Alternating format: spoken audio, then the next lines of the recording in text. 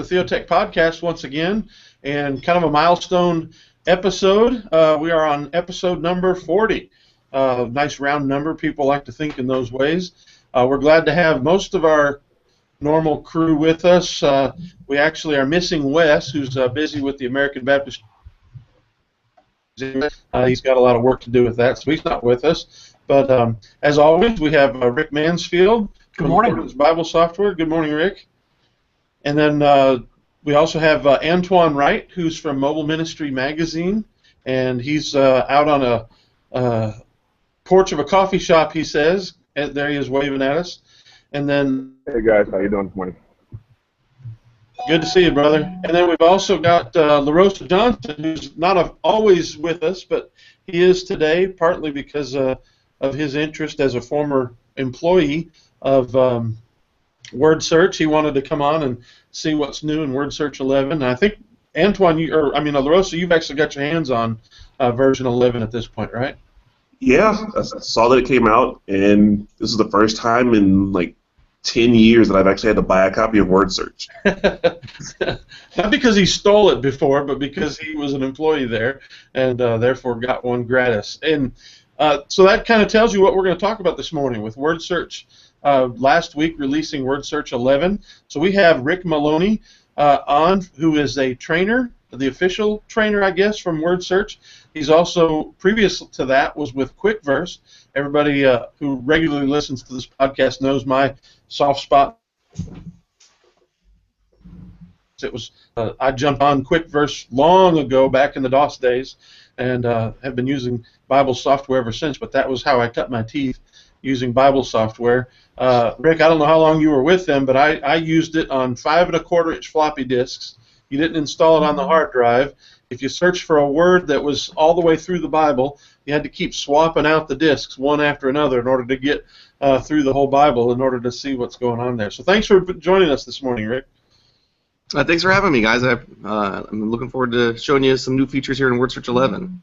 Well, let's go ahead and kick it off. Tell us what is new about WORDsearch 11 that would excite current users or maybe even new users.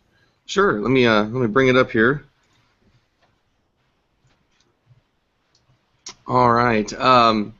As we one of the biggest things that we did as part of WORDsearch 11 is a complete redesign where we kind of overhauled the look and feel of it a little bit. We tried to keep a similar look because we don't want to confuse existing users, but at the same time we wanted to give it a little bit fresh feel, and probably the biggest part of that is the new library tab, in essence, instead of the resource panel. If I can interrupt you just a quick second there, Rick. Sure. We're not actually seeing WORDsearch on your screen. Well, that's no good. Are you seeing anything? You. Oh, well, that's no good either. I'd rather you see... If you hit that green arrow up in the upper left. Yeah, let's try it again here. It says screen share. Here, let me just change it. I'll move it over to my second monitor here, and we'll look at it over there. Okay. That'll be a little easier. See if you see it now. Yeah, there we see it. All right, great.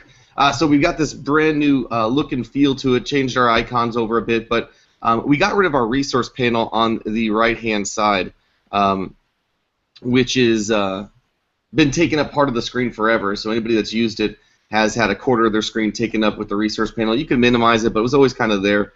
So we moved to a new library tab where you have a few different options. You can, of course, view it in normal, just kind of list form, but we also give you now a pictorial visualization of it as well, so you can see your books. Which, before I worked in software, I spent a lot of years in a Christian bookstore, and I can tell you 99% of the time I could tell you what a book looked like, but couldn't tell you the author or the title of it. So a lot of times it helps people find books a little bit easier, gives them a visual representation to go with it. But just a new kind of look, adds a new screen to it so it's not taking up part of your study screen anymore. And that's one thing that we've really tried to do in this new WORDsearch 11 is expand the study area that you have available to you. So as part of that, we've added a secondary display. Now, I don't know how I would necessarily show that here on when I'm sharing my screen, but we do have it where you can now add a secondary display if you're using your have two monitors you can have books on a second monitor now as well as your original monitor. So for someone like me that has 2 monitors set up against their laptop all the time, I can actually use both monitors now and add books over there and really give myself a lot of extra room to be able to study, which makes it a lot easier to get my stuff together and to be able to form my sermons and my lessons that I'm doing each week. So love the secondary display. We had that a little bit in Quick Verse 11 where you had Quick Verse 2011 where you had a secondary Bible, and it came in real handy. And now we actually have a whole secondary display, so you can put anything you want over there. But if you don't have a secondary monitor, you don't even know it's really there. So it's kind of a added feature for those that have multiple monitor setups. Can I ask you a question about that? Yeah. I'm just using that, and I'm actually on the Mac version of it, and I don't know if you guys can see that or not, but on the Mac version of it, I don't know, maybe because I'm screen sharing, I'm not sure, but when I try to do the dual display and then click on, how do you get books over there? At the very beginning of the tab, there's the book toolbar. There's like the little dots. It's our docking tool. I think you have the International Standard Bible Encyclopedia in the bottom right. So right underneath where it says International Standard Bible Encyclopedia, there's those little dots. If you just left click and hold, you can drag it right over to that secondary display. Okay, that did it. You can't see it on because I'm screen sharing just that one window, I think. But okay, thanks. Mm-hmm. So really nice to be able to do that. I'm excited about that. That's one of the things I really wanted to be able to do, especially because as we talk about all the ways that we can use information and add our own information to WORDsearch, it gives you a separate screen now to do that, where you have your books on one screen and you can add maybe your word processor or your verse list, whatever you're using, on the right screen, and be able to really have them both. As of right now, before this, I'd always had to use 2 computers. I'd have a laptop where I'd type my sermon on it, and then I'd have my other laptop that I'd be studying my sermon on. So nice to be able to just do it on one computer now. We did spend a lot of time, Andy, who's our programmer, spent a lot of time speeding up our Topical Explorer and our Cross-Reference Explorer so that they're a lot faster. So users that have been using those features, they should notice an incredible speed up in those.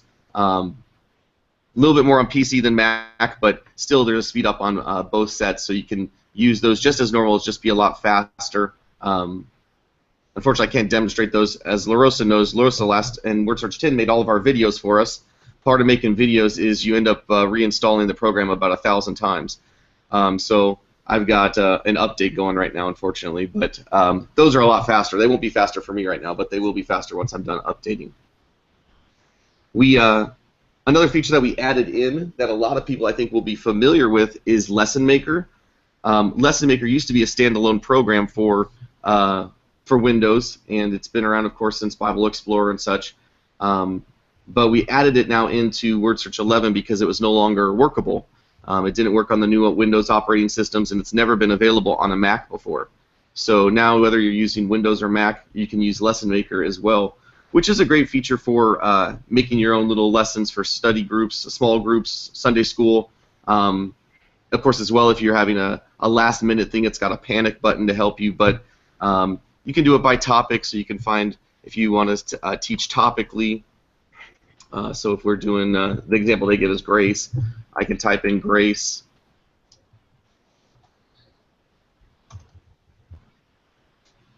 There we go. And it will find all of my lessons that I have that are on that subject, so I can then find them over here. So it's actually kind of funny. I'm using Called and Accountable actually right now here at church. That's our Sunday school that we're doing right now. But you can find different lessons. You can open them up, and then as you've got your lesson open, you can pick which questions you want to use. Just by double-clicking on them, it'll take them to the word processor for you. You can add lines in there so that they can have fill-in spots and be able to fill in their own. If you're making a worksheet for them, it'll make it for you. And you can just double-click on the questions that you want to use. It'll add them right over there for you. So you can kind of pick and choose which ones you're wanting to use. And then, of course, if I go to a different lesson, I can add even different, more questions to it as well. Do you think maybe I've unearthed a bug in the Mac version that won't allow me to type in this, or is that if I got something just strange? Is yours updating like mine? I think I see yours is updating in the bottom Topical Explorer update, or is that my screen? No, that's your screen. Mine is updating book 144. When you're updating your indexes, it takes a little bit longer. So as you type in a letter, it'll pause for a minute, and then that letter will finally show up. Yeah, of course, it's not responding at all. Oh, okay. Can you click on, in the bottom left-hand corner is our Open by Lesson Kit, so you can just pick a specific lesson kit. Can you pick down there? Yeah. And it should show up in the table of contents on the right when you pick on the left-hand side like that if you're... So... Yeah, that opened it. It's just all right. In the topic thing. My guess is it's probably just because it's the Topical Explorer's updating. Mine's doing the same thing. It's a little slower than I'd expect it to be. But okay. So then as you pick your lesson, let me pick a different lesson here that's got questions in it. Then again, I can double-click again, and I can pick my questions that I want to use. So you can go to different lessons, multiple different, if I can go to my life guides and my fishermen and things like that, I can go to different types of books and then be able to add the questions in for my my group to be able to study with. You can. It does have a panic button to help you out as well in case you get called at the last minute. I think that happens quite a bit, unfortunately. Someone gets sick, you need to fill in at Sunday school. So instead of them being unprepared, you can hit the panic button, and it's going to let you choose which books you want to pull information from on your subject, and then it'll put it all in there and print it out for you so that you can take it with you and have it with you in class so you have information in case you didn't get that opportunity to study like you were hoping to do.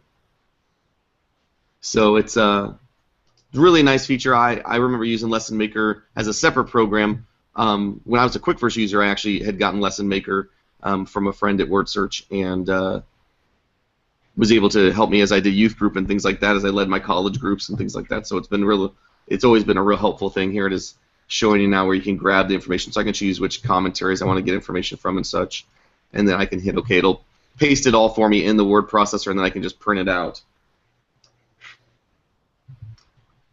It also does keep a log of which ones that you're using, which is also really nice. I find that one of my biggest struggles is because I'm bivocational, I end up finding a lot of times where I repeat myself, whether it be preaching an illustration where I preach it twice, or using the same lesson more than once. So being able to keep a log and know what I've used helps me out a lot. So if anyone's like me and a little scatterbrained when it comes to what you've done, that log button helps a lot. But another great way just to make your lessons find your information. And finally, the last new feature probably I'll highlight here is our NoteStack feature. NoteStack was kind of birthed out of an idea of being in college.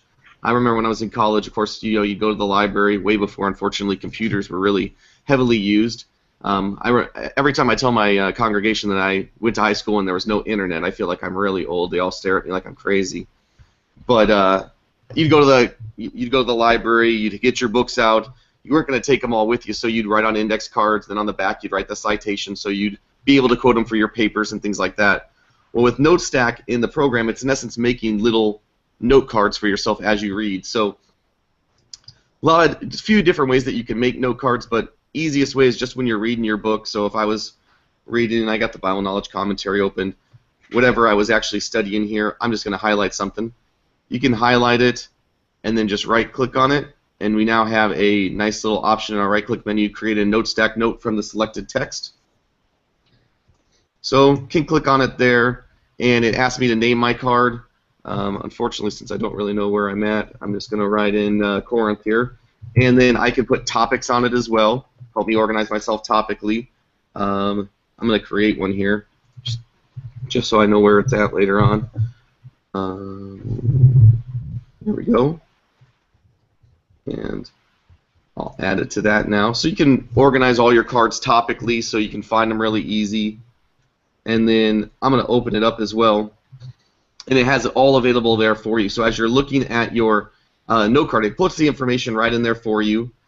On the bottom, it's got your citation, so if you need to quote it for anything, you've got it available. Plus, a great part of it is that when you use the right-click menu to add it, later on you can just click on it again. It takes you right back to that same spot, gets you into that information so you can see the context of why you were reading it again. And then, as well with your note cards, you can put a special section for just your notes and references, so you can talk about them, why you're using it, why you got it. And then as well your usage history, so you can put, hey, I used it in this paper, I used it in this sermon, and keep track of when you're using your notes as well, so you have it available at all times. So you don't, again, like I said, don't repeat yourself like I sometimes do. I did that a few months ago. I was doing a sermon on faith and used an illustration, and then the exact next week, evidently, I really liked that illustration because I used it again. And they were both my introduction, so I could tell which people in my congregation were paying attention because they asked me afterwards. So keeps you from doing that, though, hopefully, by keeping your usage history. And you can add multiple categories, so you can have 5, 6, 7 categories that they're in. And I'm going to close this. And then later on, when you've got your list of all your note cards available to you, you can find them in a lot of different ways. You can find them by those categories, so I can come up here and say, hey, I want to look at the things that are on service, and then it'll bring up all my note cards that I have available to me on service. Or and you can do multiple. So if I did like Cain and Cain's family, I can add those, and it'll come up with the ones that are available there. And then we can also search, of course, by reference. So if I wanted to find anything I have on Galatians 5, anything that mentions Galatians 5, it'll bring up for me. And then, of course, you can just do words. So really easy then to find them after you've made them, to be able to pull them together. And when you pull them together, you pull them together in something called stacks. And the second tab up here is our stacks section. And so while your note cards are considered to be like, in essence, a permanent edition of your program, you can delete them if you want to, but they're meant to be there forever so that you can use them over and over and over again, and you don't have to refine them. Stacks are meant to be like a temporary stack of note cards. So if I was doing a sermon, in this case I have a sermon on service, I can add all the different cards that go to that and be able to then just pull that stack of cards out and be able to read that stack of cards. So if I wanted to add one, let's see here, I have some service down here on the bottom. If I wanted to add my Samson card, I can just click on the little button here on the left. It adds it right to that stack of cards, and now I'm able to read it. And you can put cards in multiple stacks to organize yourself. So if you have a Sunday school lesson that also fits the same card as your Sunday morning service, you can put them together. Or if you're preaching both Wednesday and Sunday and they're connected sermons, you can have cards in both piles so that you can use them both. But it gives you the ability to really kind of organize yourself. Then when you're done, you can delete the stack. The cards all still stay in your program, so you don't have to find them again. But the stack is then gone, so then you can restack them in a different stack and have them available for you another time. So really, really easy to use, really intuitive actually. But kind of gets us back to that. I got a quick question about those stacks. Yeah, that was Antoine. Yeah, can you export those stacks and share them with your congregants or with those that are studying them so that they kind of have like a notes packet of the kind of a snippet that you've had already? You can export your note cards. There is an export area. It'll put it into a document for you. So I can type my name in here, and then I can include my own usage history and my own notes if I want. So if I want them to see my notes on the topics, I can put that in there. And then I just type in my file name, and it will export it for me into a document that I can then print later on and have available. Share it, I can email it, those kind of ideas.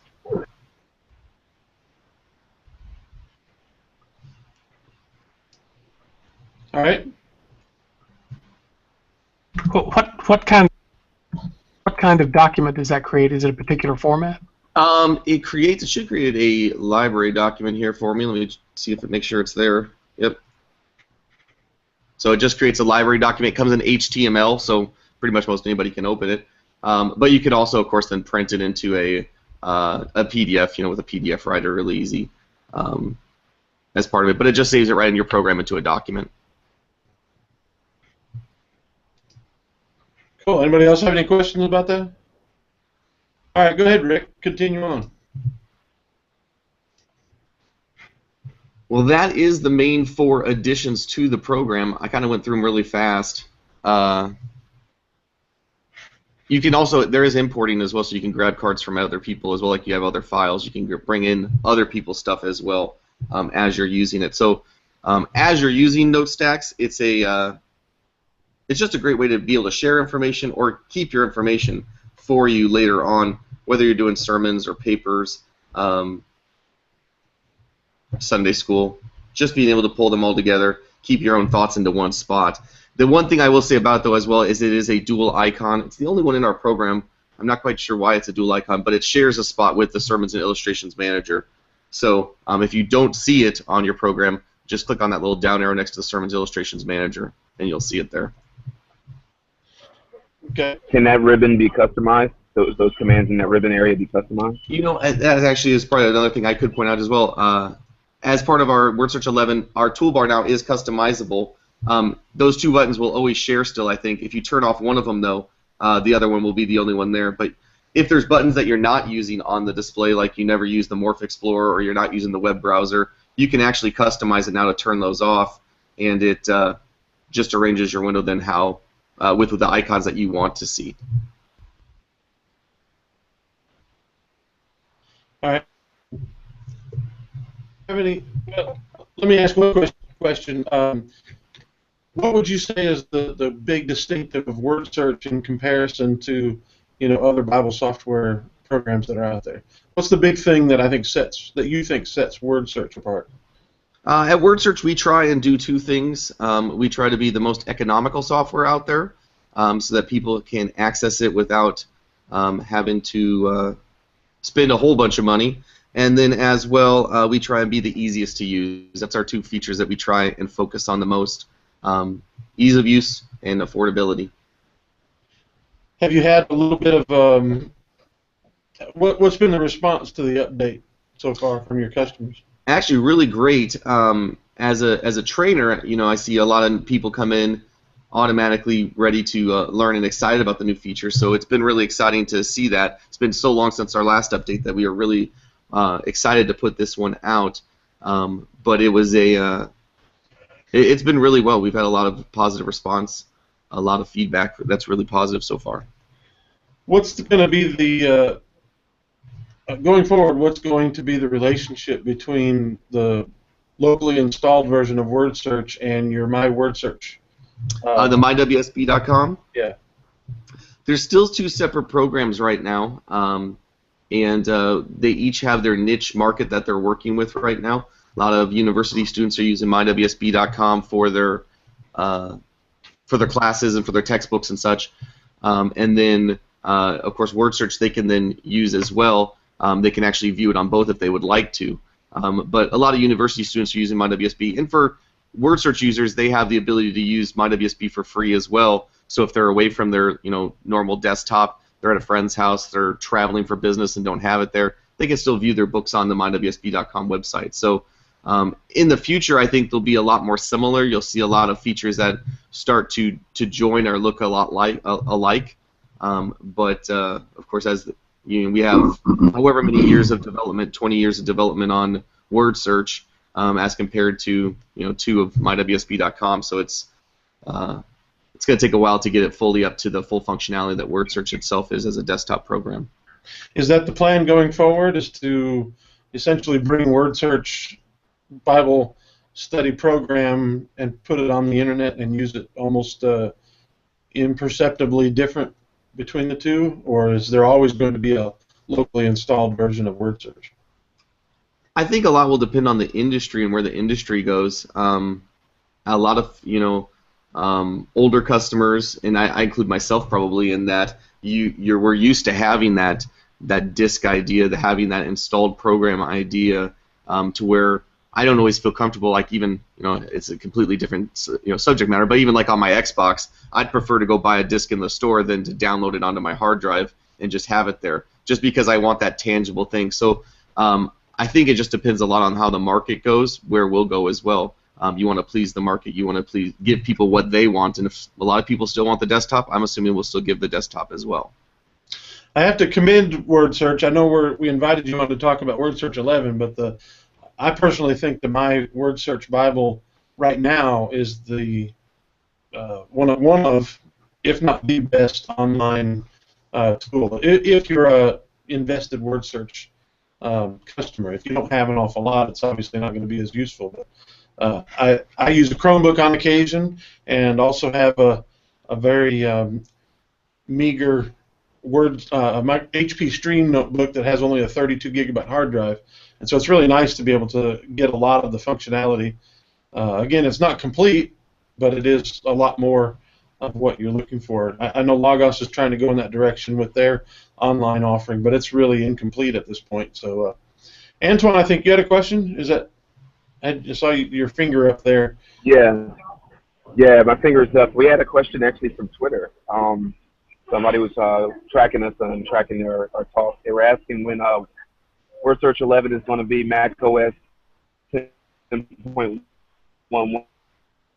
compatible. So, any thoughts on that, or any insight as to future 11? I didn't hear exactly the question. It cut out a little bit, but I know that we're having one operating system that we're struggling a little bit with on Mac, and Andy is working on it diligently as we speak right now. So hopefully it will be shortly that we have that available. I know that Andy's working on that right now. So is that the El Capitan? It says on your website that it's not compatible yet with El Capitan, but I think that Kevin's running it on El Capitan. Yeah, it's got some idiosyncrasies, and that might be what earlier my inability to type in the lesson maker box. I forgot that you officially aren't supporting El Capitan yet. And that could be, yeah. And so I know that they are working on that. That's our goal, to have that done very quickly. So hopefully in the next few weeks that will be ready. But unfortunately, when it comes to computer programming, I'm about as useless as it can be. So I can't give Andy a timetable until he'll finish it for me. Well, tell me, you talked about the simplicity, affordability. I think those are two noble goals, obviously. What are some of the, maybe they're not new features, show us WORDsearch 11 for people who have never really used it before. What's something that sets it apart, some cool features that you think make it a really useful Bible study program? All right, I can do that. I think one of the things I love most about our program when I use it is the different ways that we can input our own information. We have a lot of different ways to do that, whether it be Bible notes or verse lists or user books, the word processor, even sermons illustrations database, now NoteStack. They're all different ways that we can organize our own thoughts, and it's really nice because depending on how your brain works, some will work better for you than others. And you got a lot of different options, so I really like that. So for me, Bible notes is like writing in the margin of your Bible. I like to make my expositional sermons. I like to put my Bible notes in there, so as I'm finding information, or I want to talk about this specific word, I can put it right there. It lets me know later. If I'm doing more of a topical study, I can use something like the verse list, where it's going to topically organize my verses for me. I can add my verses in and then organize them, categorize them, and things like that. So I think there's a lot of flexibility with how you want to do it, and however you find that it works for you, it will work for you, because there's a lot of different choices. One of our features that I use a lot actually is the Verse Explorer. I'm hoping it will work here. I'm still indexing here, but I guess that's the price you pay for having a whole bunch of books, right? Yeah. I'll just go with it. It should work. I think it's already done Verse Explorer, but I love the Verse Explorer because for people who don't know what books they should open and when they should open them, the Verse Explorer helps them with that. It gives you kind of a guided keyword study where you're going to study in your English dictionaries to study the English words. You're going to study the original language using Strong's numbers to help you get into the original language a little bit. You can then go topically, and the thing that I love most about that is that that's the first three things that you do. As a younger pastor, you guys probably did the same thing as I did, and it's not always easy to. I didn't have as much training as I probably needed to have to be a pastor, and a lot of times I would jump right into a commentary. They'd give me every answer. I would never study the word myself.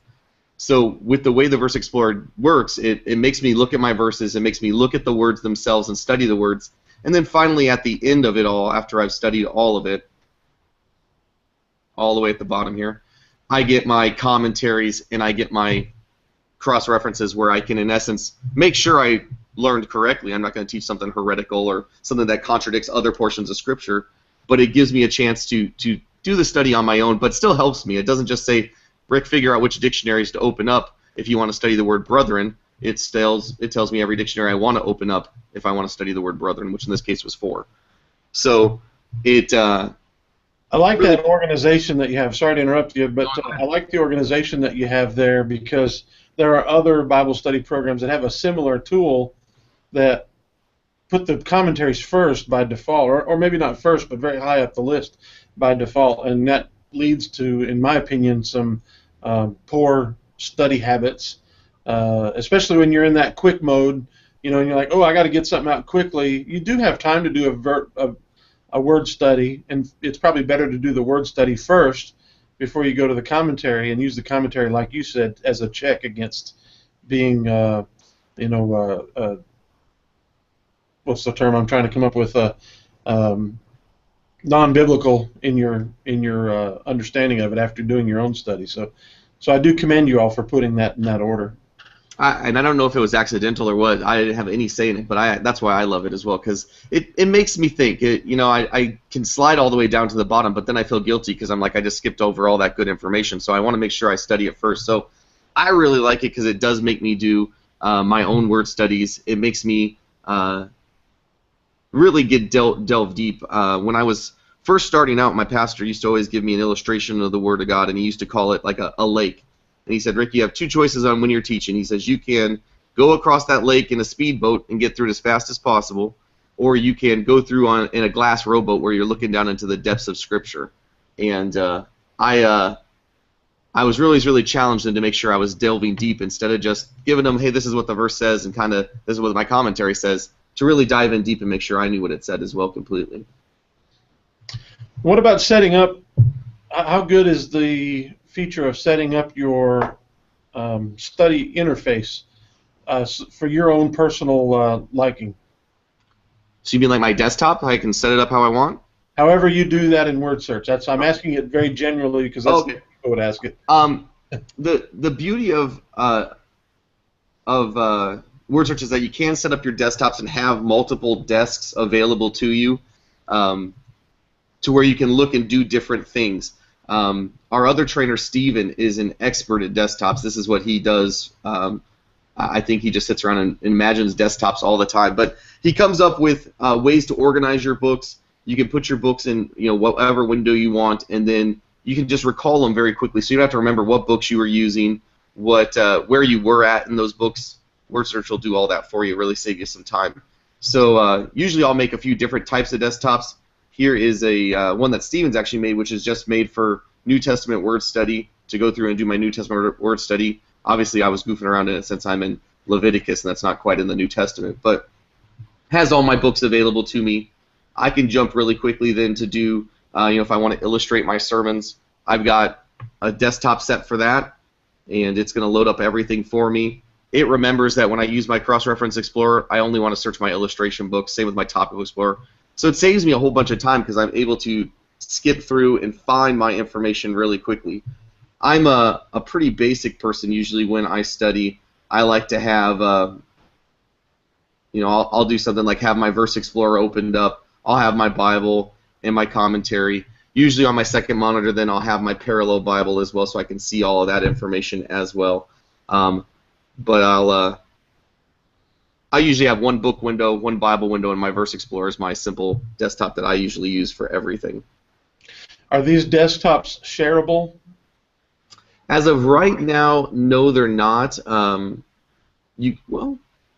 actuality, yes, they are. You could back them up. Like if you backed up your desktops using our backup function, you could, of course, then share that file. You could email that file to someone, and they could restore it onto their computer and have them as well. So you could do that. A lot of times when we talk about creating, we just say which books go where, and people put them where they want them then, instead of having just a pre-file. Because I think desktops are a very personable thing too.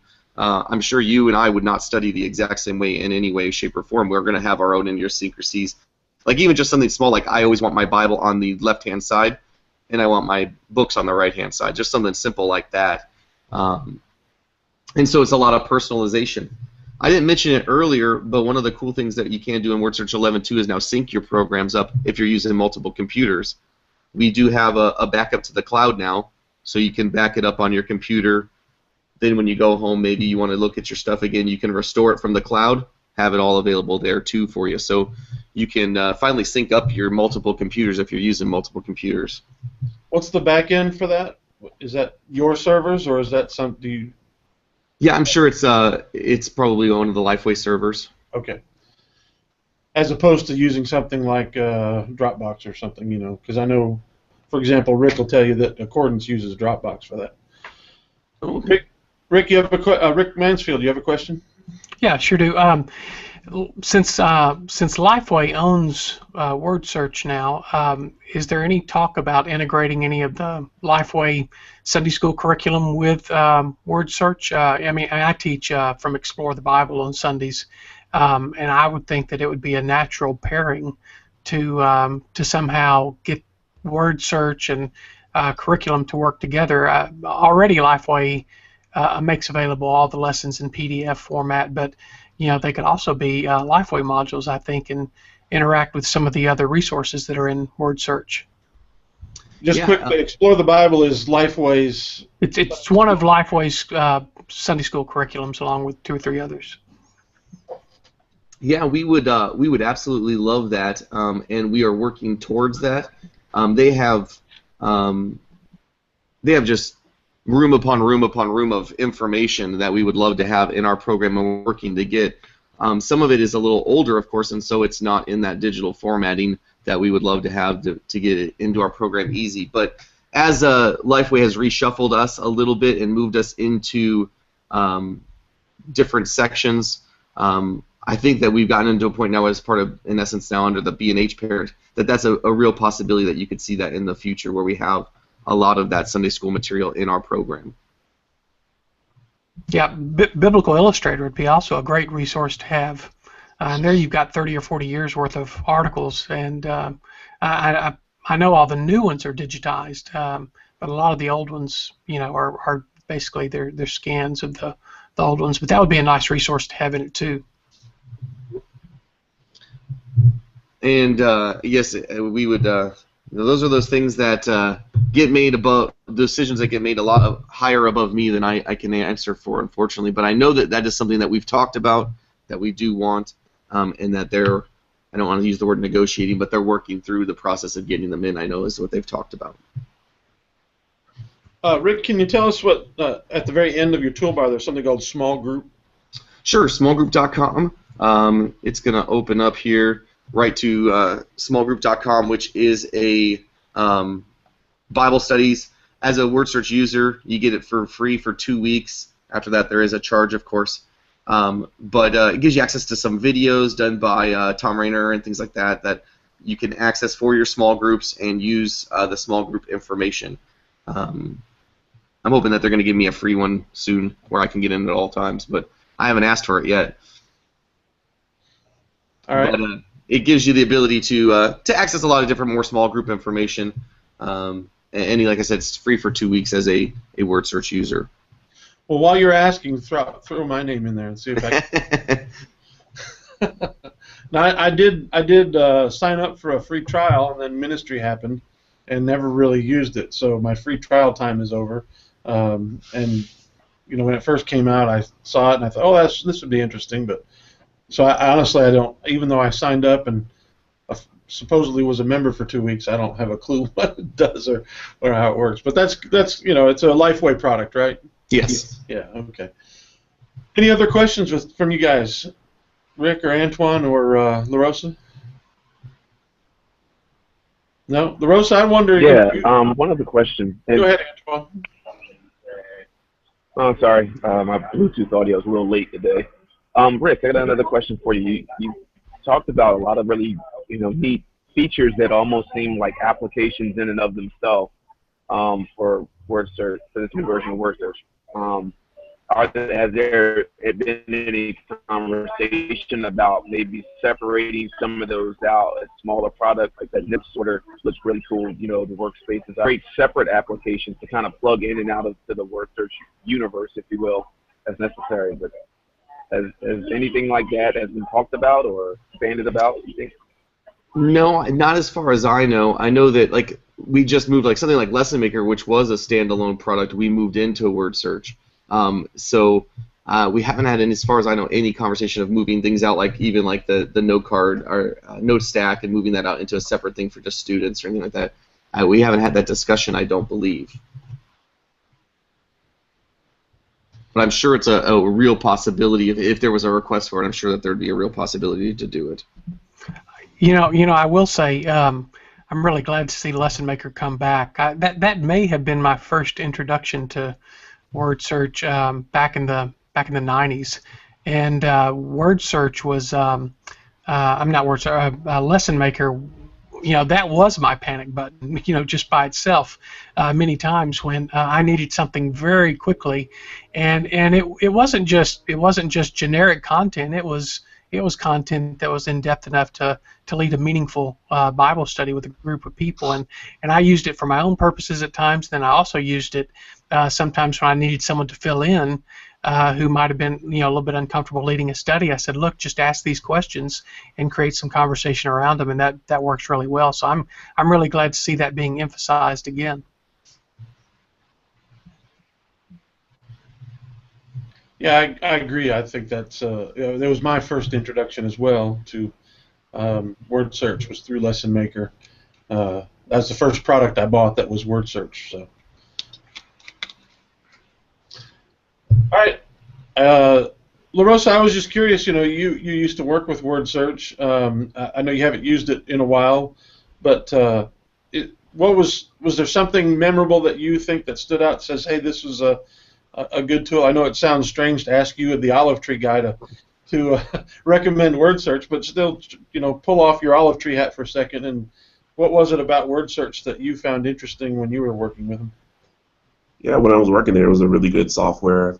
Like Rick said, it's really easy to use and very affordable. So that's how I actually got started with it, and what drew me in, and just the ease of use and to be able to do different things with it over the years, and the ability to quickly add in resources and have all the different desktops and layouts for different ways I want to study made it really easy to use. And I downloaded WORDsearch 11 as soon as it came out. So as soon as I saw the announcement, gave them my $40 and downloaded it, and really enjoying the new interface. It's much cleaner than the previous versions, and definitely think it's much easier to use and be a lot more user-friendly for those that are coming in and start using it.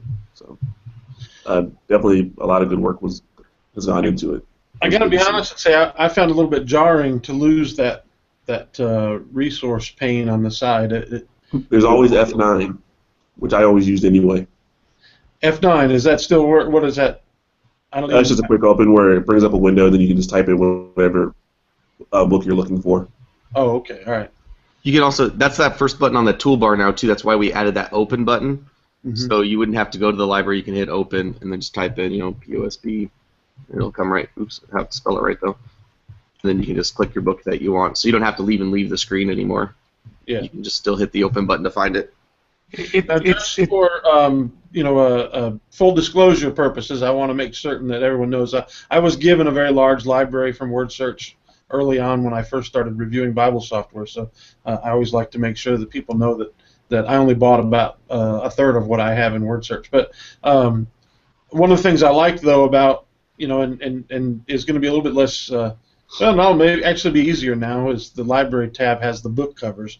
But was the ability to browse your library? You're saying I want to look at something and read something, and of course now you guys have the handy mobile app, which I think has gotten a lot better here recently on both the Android and iOS, and so that was what I was thinking. It just seemed easier, but now that I'm thinking about it, again, I haven't had time to use it much since I downloaded it. But the book cover feature might make that even better than it was before.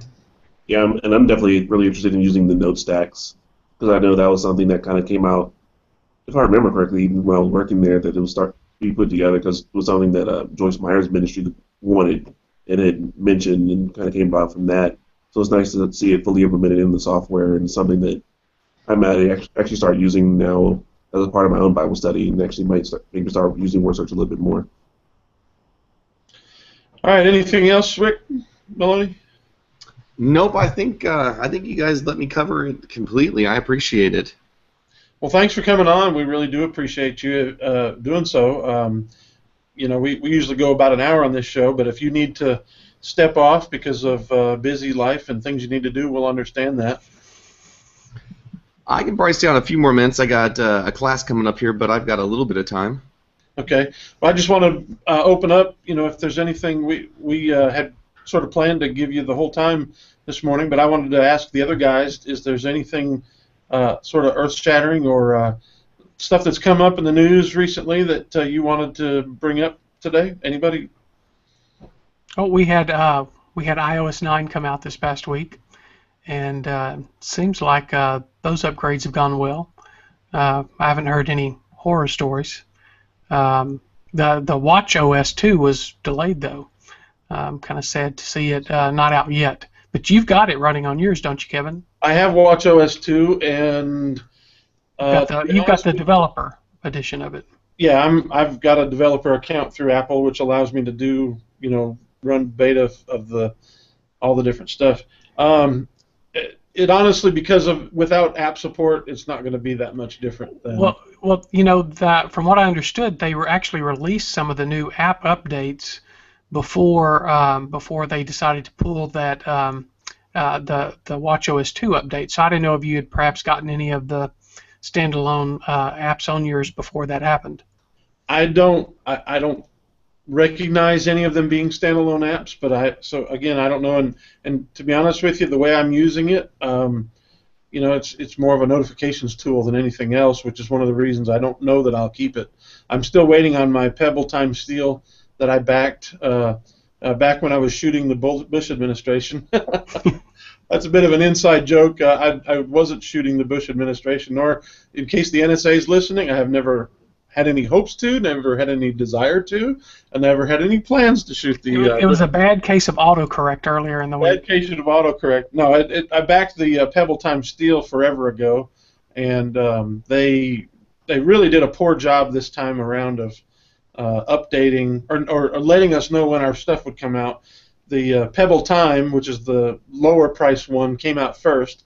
In my opinion, I'm going to give the people who gave me the most money, I'm going to make them happy first, but they decided to make the other ones happy first, and then also I ordered the gold one, and that was the last one to ship. Instead of sending them out in order of when you backed it, I had one of the lower, a 5-figure backer number, which for the Pebble Time, was a pretty low number, and so I'm a little bit annoyed by the fact that that even though I was one of the first backers, because I wanted to get it quick so I could do a review of it, I'm going to end up being one of the last people to get it. Let me ask you a question about it. After it comes, which is supposed to get here tomorrow, I'll be able to check the difference between the two and decide whether I want to keep the Apple Watch or not.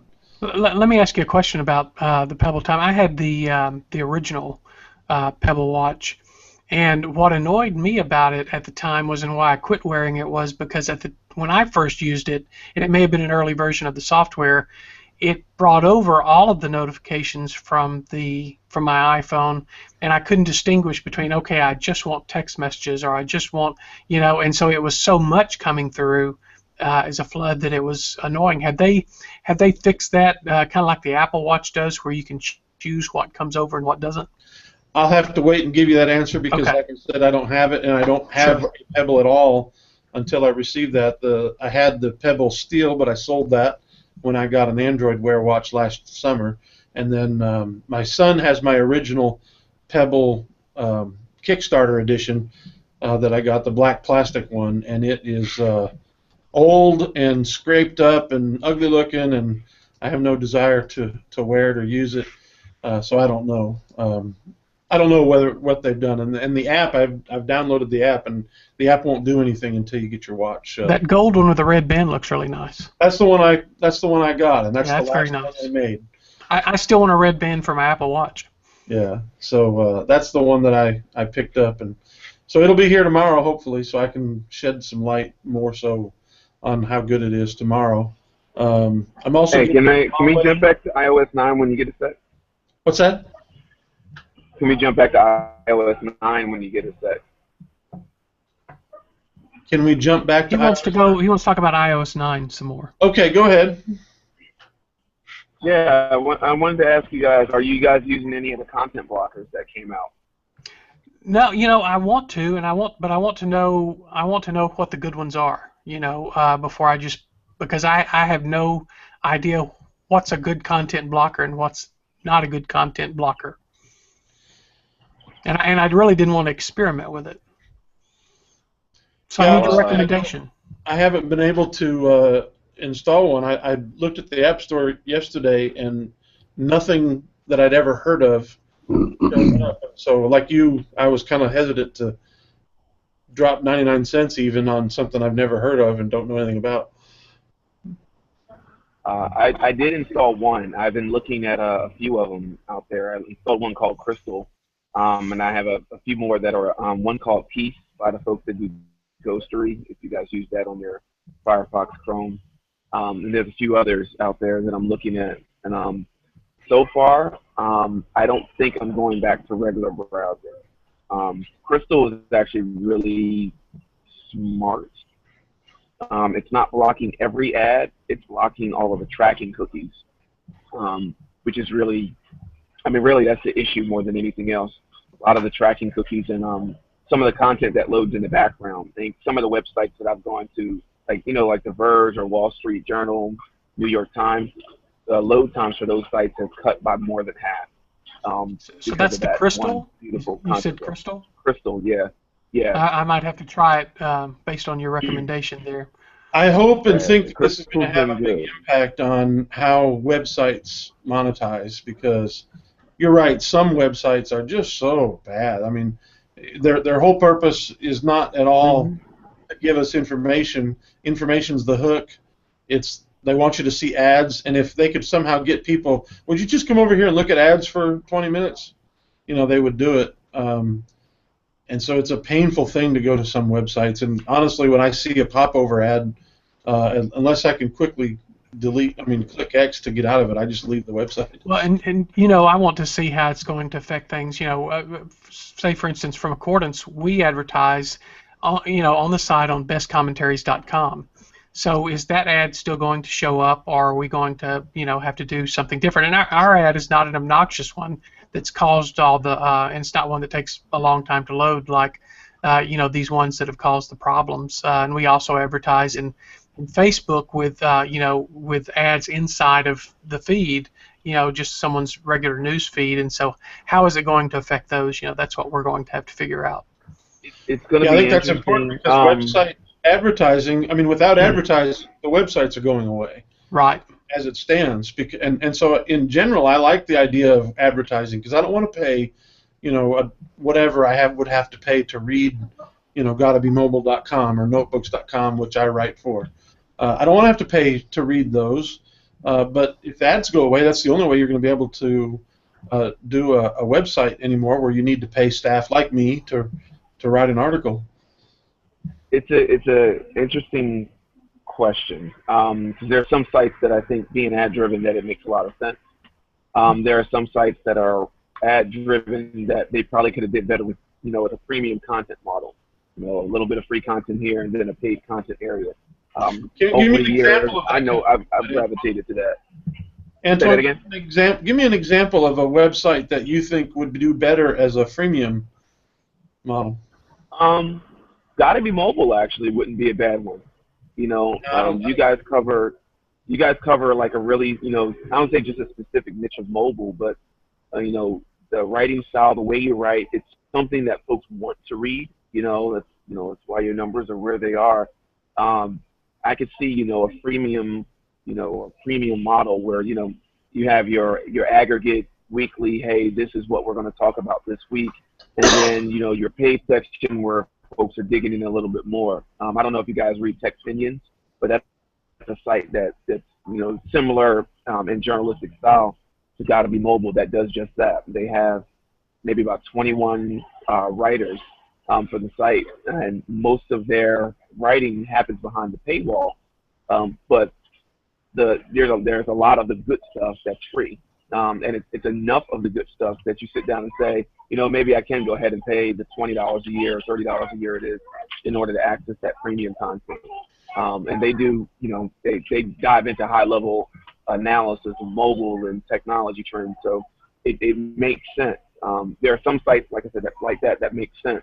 Some of the individual writers, I read one guy's site, Stratechery, and he's gone to that model where he's got a premium site with the newsletter, and then he's got his freebie stuff. And he only publishes twice a week on the freebie side, but he's writing every day, plus you're getting analysis in the email that's not printed on the website at all every week. So, there are opportunities for remonetization or thinking about how you do content delivery differently, and I think this idea of content blockers is going to help that.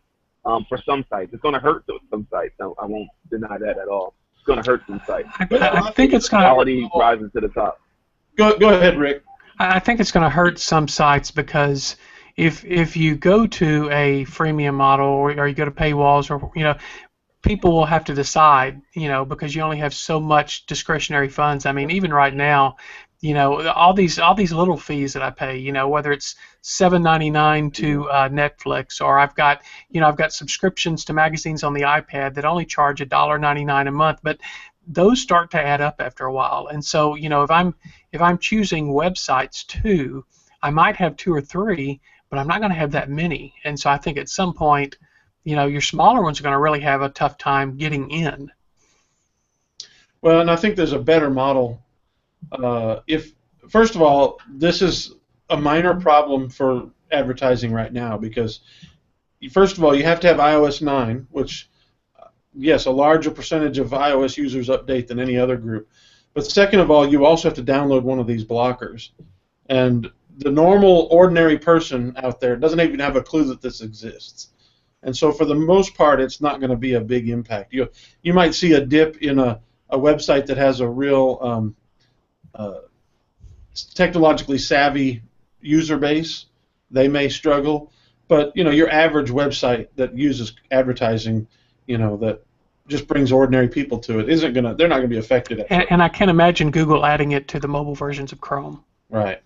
Now, I do think what we may see is if this somehow gets brought into Safari, or if it becomes really popular and Chrome starts to do it, but says, now you can do it everywhere except on Google. I don't know if they could get away with that, though. Well, I bet they'd try if they could. Of course, Apple is doing it by allowing it for iAd. Yeah. Now, here's one thing I heard somewhere. I don't remember where I heard it, but here's, I think, a better model. It might be more useful to users, and that is you give away the stuff on the website for free, but then you push premium services along with it. For example, let's say, Theotek, let's say we had a real rich, content-heavy website that we, put out lots of articles. Like each one of us wrote an article every day talking about Bible or church technology. But then someone comes to our website. This week we had a question about what Bible study software should I use, and we can talk a little bit about that. That's actually what I was thinking about earlier when I said, don't we have something? We'll get to that in a minute. We could say, all right, you know what? Here's what we're willing to do. We're willing to sit down with you, and for a small fee, we'll hold your hand through this process of buying Bible study software, and then we'll also help train you on how to use it. If all of us were full time with Theotek, that could become a real model that would help us monetize our time and work and effort in this thing, and so therefore the website, the free content on the website would essentially be our advertising for ourselves. People would read it and say, oh, that Rick Mansfield, he's super smart about Bible study software, and so I'm going to go to him and say, you work for Accordance also, so tell me about Accordance, help me get it set up. You still understand what I'm saying, guys? Yeah. Does that make sense? What do you think of that? Yeah, it makes sense, but Theotek, all of us have other jobs that we're that we do during the week, right. And so it would be very difficult for us to do that. But if you had a dedicated staff for a particular website, I could certainly see that happening. Well, that's the assumption, is that it would have to be people that There are definitely sites that can pull that model off. I think there's definitely sites that can pull that model off, Kevin. It's an excellent model. And it's a service, like you said, it's a service-oriented model. I think you also pointed out the plus and the minus of that. There's only so much money, discretionary money, to go around, though. And so the content blocker discussion eventually does open up into how much money out there is there. And at least right now, iOS users spend on average, 6, 7, 10 times more per month on stuff around iOS than Android users, BlackBerry users, any other OS users, even desktop users. iOS users are big spenders, and so if there's an opportunity to turn a site or a niche of set of sites into a services first component that Apple doesn't get 30% off the top, it's probably a good one to to attempt those things. Yeah, let me just quickly mention something. I think that's a good discussion. We did have some people contact us on YouTube this week. I think it was 1 or 2 people that Rick and I began to have a discussion with about what's the best Bible study software, and I only wanted to bring it up just because if you find yourself ever in need of this kind of thing, I hope that you'll feel free to reach out to us. There was a Piero Goriti, I think I'm saying this person's name right, talked to us about what Bible programs to use, and I appreciate Rick and Wes jumping in and helping out with the conversation on that. And so I just want to mention it so that if any of you who are listeners or if you're viewers, feel free to contact us. And if you've got questions about church technology or Bible technology, we sort of specialize in the Bible side, but we have information, and if we don't know the answer, we can find it. We know people who do know the answer, so I hope that you'll feel free to contact us. Probably the easiest way to do that would be through Theotek.com or on our YouTube website, YouTube channel, which if you're watching this, then you already know how to get to that. But if you can find it through Theotek.com. So we've had a good discussion. We again want to thank you, Rick Malone from WORDsearch, for coming and joining us, and even hanging out afterwards. But you did a great job showing off WORDsearch 11 to us, and we hope the update goes well for you guys. Well, thanks again for having me. I appreciate it. It was a fun time. All right, and whenever you have anything new or exciting coming out, let us know. We'd love to have you back. All right, great. And Rick, I still have version 10, but I plan on getting 11 soon. All right, great. After seeing your demo. Wonderful. Well, we're going to go ahead and kick off at this point and get back to life, and we hope you'll do the same. Come back and listen to us. We do this every Friday morning at 9 a.m. If you want to, after the fact, you can listen to it through Stitcher Radio or podcast apps that use Stitcher Radio, and also on iTunes. And then we also have the video available at Theotek.com or on my personal website at kevinpurcell.org, and I think sometimes thislamp.com. I don't know why I keep forgetting. Are you thislamp.com, Rick? It's .com, and you're challenging me to start blogging again. So yeah, sometimes he posts it over there, and we appreciate that. All right, thanks, guys. And LaRosa, and he had to jump off early to get back to work. So we thank him also for joining us one more time today. See you next week.